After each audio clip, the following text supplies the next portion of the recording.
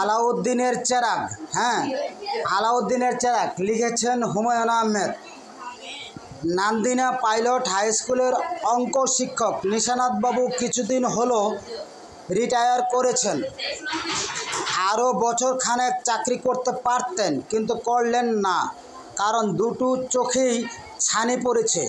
পরিষ্কার কিছু দেখেন না, ব্ল্যাকবোর্ডে নিজের লেখা নিজেই পড়তে পারেন না। নিশানাথবাবুর ছেলে মেয়ে কেউ নেই। একটা মেয়ে ছিল, খুব ছোটোবেলায় টাইফয়েডে মারা গেছে। তার স্ত্রী মারা গেছেন গত বছর। এখন তিনি একা একা থাকেন। তার বাসা নান্দিনা বাজারের কাছে। পুরান আমলের 2 কামরার একটা পাকা দালানে তিনি থাকেন। কামরা দুটির একটি পুরনো লক্কর জিনিসপত্র দিয়ে ঠাসা। তার নিজের জিনিস নয়, বাড়িওয়ালার জিনিস। ভাঙ্গা খাট, ভাঙ্গা চেয়ার, পেতলের তলা নেই, কিছু ডেকচি, বাসনকোসন। বাড়িওয়ালা নিশানাথ বাবুকে প্রায়ই বলেন, এই সব জঞ্জাল দূর করে ঘরটা আপনাকে পরিষ্কার করে দেব। শেষ পর্যন্ত করেন না। তাতে নিশানাথ বাবুর খুব একটা অসুবিধাও হয় না। পাশে একটা হোটেলে তিনি খাওয়া দাওয়া সারেন। বিকেলে নদীর ধারে একটু হাঁটতে যান। সন্ধ্যার পর নিজের ঘরে এসে চুপচাপ বসে থাকেন। তার একটা কেরোসিনের স্টোভ আছে। রাতের বেলা চা খেতে ইচ্ছে হলে স্টোভ জ্বালিয়ে নিজেই চা বানান। জীবনটা তার বেশ কষ্টেই যাচ্ছে, তবে তা নিয়ে নিশানাথ বাবুর মন খারাপ করেন না। মনে মনে বলেন, আর অল্প কটা দিনই তো বাঁচব, একটু না হয় কষ্ট করলাম।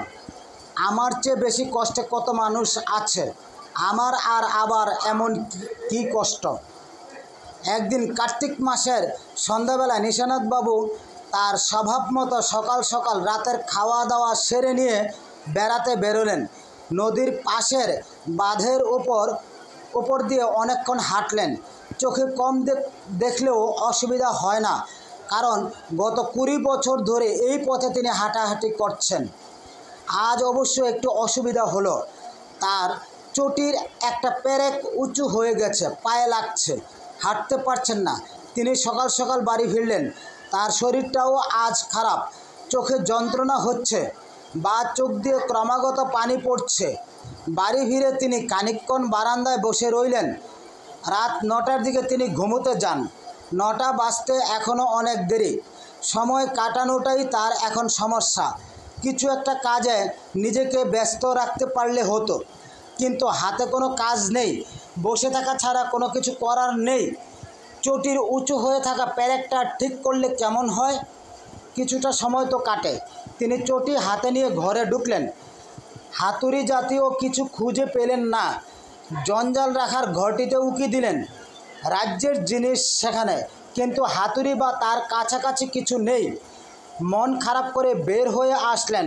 হঠাৎ দেখলেন ঝুড়ির ভেতর এক গাদা জিনিসের মধ্যে লম্বাটে ধরনের কি একটা যেন দেখা যাচ্ছে। তিনি জিনিসটা হাতে নিয়ে জুতার পেরেকে বাড়ি দিতেই অদ্ভুত কাণ্ড হলো। কালো ধোঁয়ায় ঘর ভর্তি হয়ে গেল।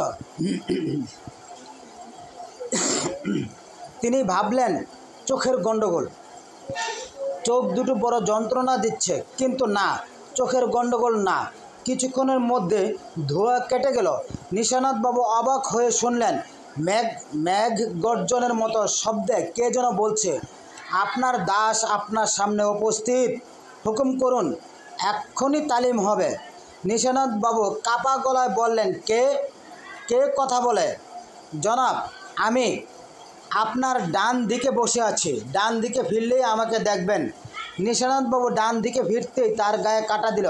পাহাড়ের মতো একটা কী যেন বসে আছে, মাথা প্রায় ঘরের ছাদে গিয়ে লেগেছে। নিশ্চয়ই চোখের ভুল। নিশানাথবাবু ভয়ে ভয়ে বললেন, বাবা তুমি কে? চিনতে পারলাম না তো। আমি হচ্ছি আলাউদ্দিনের চেরাগের দৈত্য। আপনি যে জিনিসটি হাতে নিয়ে বসে আছেন, এটাই হচ্ছে সেই বিখ্যাত আলাউদ্দিনের চেরাগ। বলো কি? সত্যি কথাই বলছি জনাব। দীর্ঘদিন এখানে ওখানে পড়েছিল, কেউ ব্যবহার জানে না বলে ব্যবহার হয়নি। 5000 বছর পর আপনি প্রথম ব্যবহার করলেন। এখন হুকুম করুন। কি হুকুম করব? আপনি যা চান বলুন, এক্ষুনি নিয়ে আসব। কোন জিনিসটি আপনার প্রয়োজন? আমার তো কোনো জিনিসের প্রয়োজন নেই, শিক্ষক বলতেছে আর কি। হ্যাঁ, চেরাগের দৈত্য চোখ বড় বড় করে অনেকক্ষণ নিশানাথ বাবুর দিকে তাকিয়ে রইল। তারপর গম্ভীর গলায় বলল, জনাব, আপনি কি আমাকে ভয় পাচ্ছেন? শিক্ষক বললেন, প্রথমে পেয়েছিলাম, এখন পাচ্ছি না। তোমার মাথায় ওই দুটো কি, সিং নাকি? দৈত্য বললেন, জি, সিং। শিক্ষক বললেন, বিশ্রী দেখাচ্ছে। চেরাগের দৈত্য মনে হলো একটু বেজার হয়েছে। মাথার লম্বা চুল দিয়ে সে শিং দুটো ঢেকে দেবার চেষ্টা করতে করতে বলল, এখন বলুন কি চান? শিক্ষক বললেন, বললাম তো কিছু চাই না। দৈত্য বলল, আমাদের ডেকে আনলে কোনো একটা কাজ করতে দিতে হয়। কাজ না করা পর্যন্ত আমরা চেরাগের ভেতর ঢুকতে পারি না। অনেক ভেবেচিন্তে নিশানাথবাবু বললেন, আমার চটির প্যারেকটা ঠিক করে দাও। অমনি দৈত্য আঙ্গুল দিয়ে প্রচণ্ড চাপ দিয়ে প্যারেক ঠিক করে বলল, এখন আমি আবার চেরাগের ভেতর ঢুকে যাব। যদি আবার দরকার হয় চেরাগটা দিয়ে লোহা বা তামার ওপর খুব জোরে বাড়ি দেবেন। আগে চেরাগ একটুখানি ঘষলে আমি চলে আসতাম, এখন আসি না। চেরাগ পুরনো হয়ে গেছে তো তাই। ও আচ্ছা, চেরাগের ভেতরেই তুমি থাকো? জি। করো কি? ঘুমোই। তাহলে জনাব আমি এখন যাই। বলতে বলতে সে ধোয়া হয়ে চেরাগের ভেতর ঢুকে গেল।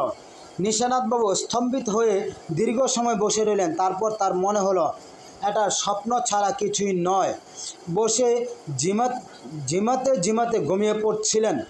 ঘুমের মধ্যে আজে বাজে স্বপ্ন দেখেছেন। তিনি হাত মুখ ধুয়ে শুয়ে পড়লেন। পরদিন তার আর এত ঘটনার কথা মনে রইল না। তার খাটের নিচে পড়ে রইল আলাউদ্দিনের বিখ্যাত চেরাগ। মাসখানেক পার হয়ে গেল। নিশানাথবাবুর শরীর আরও খারাপ হলো। এখন তিনি আর হাঁটাহাঁটিও করতে পারেন না। বেশিরভাগ সময় বিছানায় শুয়ে বসে থাকেন। এক রাতে ঘুমোতে যাবেন, মশারি খাটাতে গিয়ে দেখেন একদিকের প্যারেক খুলে এসেছে। প্যারেক বসানোর জন্য আলাউদ্দিনের চেরাগ দিয়ে এক বাড়ি দিতেই ওই রাতের মতো হলো। তিনি শুনলেন গম্ভীর গলায় কে যেন বলছে, জনাব, আপনার দাস উপস্থিত, হুকুম করুন। তুমি কে? সে কি এর মধ্যে ভুলে গেলেন? আমি আলাউদ্দিনের চেরাগের দৈত্য। ও আচ্ছা আচ্ছা, আরেকদিন তুমি এসেছিলে। জি। দৈত্য বলতেছে, জি। হ্যাঁ, শিক্ষক বলতেছেন, আমি ভেবেছিলাম বোধহয় স্বপ্ন। মোটেই স্বপ্ন না। আমার দিকে তাকান, তাকালেই বুঝবেন এটা সত্য। তাকালেও কিছু দেখি না রে বাবা, চোখ দুটো গেছে। চিকিৎসা করাচ্ছেন না কেন? টাকা কোথায়? চিকিৎসা করার কি মুশকিল? আমাকে বললেই তো আমি নিয়ে আসি। যদি বলেন তো এক্ষুনি এক কলসি সোনার মোহর এনে আপনার খাটের নিচে রেখে দেই। আরে না, এত টাকা দিয়ে আমি করব কি? কদিনই বা বাঁচব। তাহলে আমাকে কোনো একটা কাজ দিন। কাজ না করলে তো চেরাগের ভেতর যেতে পারি না। বেশ, মশারিটা খাটিয়ে দাও। দৈত্য খুব যত্ন করে মশারি খাটালো। মশারি দেখে সে অবাক। 5000 বছর আগে নাকি এই জিনিস ছিল না। মশার হাত থেকে বাঁচার জন্য মানুষ যে কায়দা বের করেছে তা দেখে সে মুগ্ধ। জনাব, আর কিছু করতে হবে? না, আর কি করবে? যাও এখন। অন্য কিছু করার থাকলে বলুন, করে দিচ্ছি। চা বানাতে পারো? জি না। কিভাবে বানায়? দুধ চিনি মিশিয়ে। না, আমি জানি না, আমাকে শিখিয়ে দিন। থাক, বাদ দাও, আমি শুয়ে পড়ব। দৈত্য মাথা নাড়তে নাড়তে বলল, আপনার মতো অদ্ভুত মানুষ জনাব আমি এর আগে দেখিনি। কেন? আলাউদ্দিনের চেরাগ হাতে পেলে সবাই মাথা খারাপের মতো হয়ে যায়। কি চাইবে কি না চাইবে বুঝে উঠতে পারে না। আর আপনি কি না?